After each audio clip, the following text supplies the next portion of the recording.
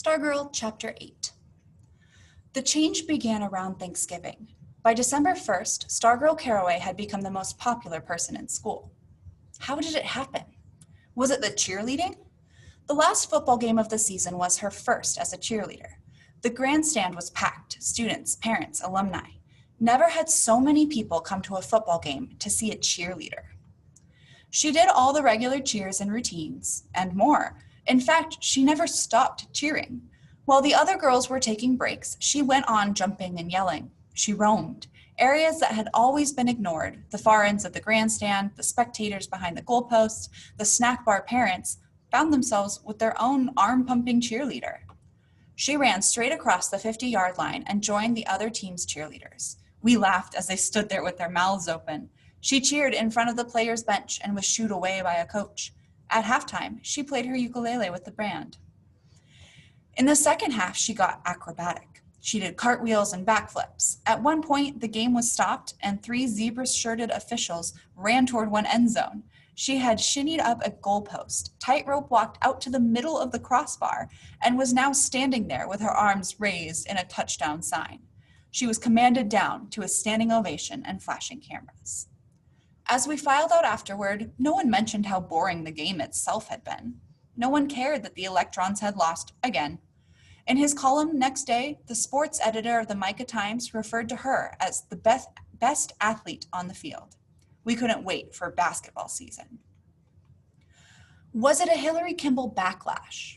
Several days after the birthday song, I heard a shout down the hallway. "Don't!" I ran. A crowd was gathered at the top of a stairwell. They were all staring at something. I pushed my way through. Hillary Kimball was standing at the upper landing, grinning. She was holding Cinnamon the rat, dangling by its tail over the railing, nothing but space between it and the first floor. Stargirl was on the steps below, looking up. The scene froze. The bell for next class rang. Nobody moved. Stargirl said nothing, merely looked. The 8 toes of Cinnamon's front paws splayed apart.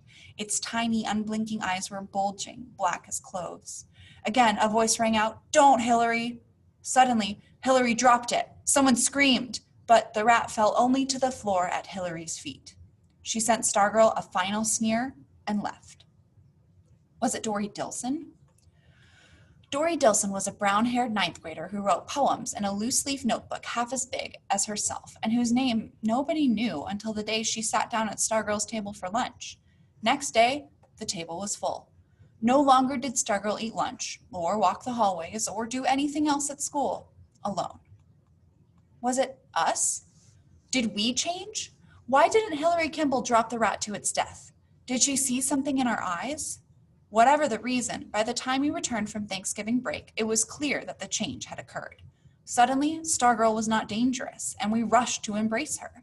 Calls of "Stargirl" flew down the hallways. We couldn't say her name often enough. It tickled us to mention her name to strangers and watch the expressions on their faces. Girls liked her, boys liked her, and, most remarkable, the attention came from all kinds of kids, shy mice and princesses, jocks and eggheads. We honored her by imitation.